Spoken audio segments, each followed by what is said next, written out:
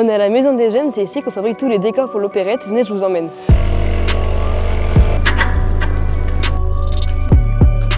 Bonjour Louis.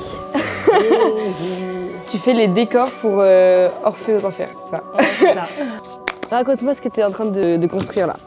Alors là, je suis en train de fabriquer un décor central pour l'opérette de cette année, qui est une porte d'ascenseur qui sera un des rares éléments communs aux 4 tableaux du spectacle. Il faut qu'il y ait coulisses, que les 2 portes s'ouvrent en même temps. Donc pour ça, on a un système de poulies courroies.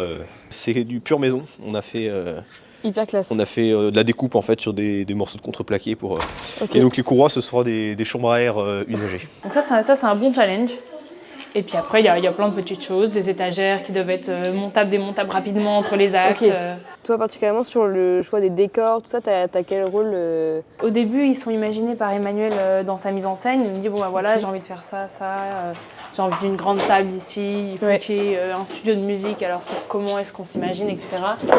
Et ensuite, on va chercher des photos, on va regarder ensemble ce qu'on peut imaginer, ce qu'on peut dessiner. La mise en œuvre concrète, c'est là que c'est à nous d'être un peu initiatif pour aller chercher les matériaux qu'il nous faut, imaginer les plans quand ils sont que partiellement définis. On essaye avec de la récup, plein de choses qu'on peut trouver à droite à gauche, de reproduire au maximum ce qu'on a imaginé ensemble. C'est une ambiance qu'il faut créer. Donc. Quelque chose qui emmènera le spectateur vraiment dans le lieu qu'on a créé, qu'on a pensé. Et ça a commencé quand, tout ce travail sur des décors Alors on s'est vu la première fois l'été dernier. Ah ouais, donc hyper en avance. Ouais, ça... La première fois, c'était vraiment juste papier-crayon, quoi. Ouais. Et puis après, on a petit à petit commencé à prioriser ce qu'il fallait faire. Avec Louis, on a vraiment cherché à faire le maximum de récupération. Ouais, ok. Donc, on va dire 90% de nos matériaux, c'est que de la récup. Ouais. Et le but, c'est avec ça de réussir à recoller le maximum. On utilise les couleurs pour mettre le fond d'ambiance, on utilise plein de choses.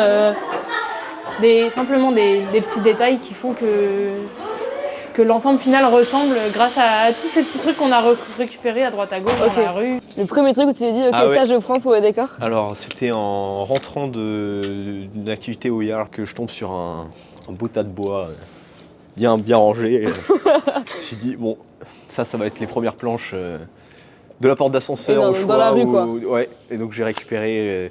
Il y en avait pas mal, en plus elles étaient un peu grandes, donc je les ai posées sur mon vélo, là, sur le guidon. J'ai poussé, il me restait, je sais pas, 2 km pour rentrer chez moi. Et t'es rentré à pied 2 km avec les planches de bois sur ton vélo? Avec les planches de bois sur le vélo. C'était de nuit, donc il n'y avait pas grand monde pour observer la détermination, quoi. Voilà. Et vous êtes combien à peu près de personnes là sur cette équipe pour les décors et tout? Vous n'êtes pas que tous les deux? Alors on est 2, on va dire fixes, et ensuite il y a plein de petites mains qui viennent nous aider. En général, on essaye d'avoir 3 personnes en plus. On donne une mission à quelqu'un, et elle l'a fait de A à Z quand c'est des petites missions, et par contre on mène un peu plus de front toutes les grosses missions. C'est pareil, ils ont pas mal de marge de manœuvre pour décider de la façon dont ils vont procéder. Là par exemple on a eu des respo peintures.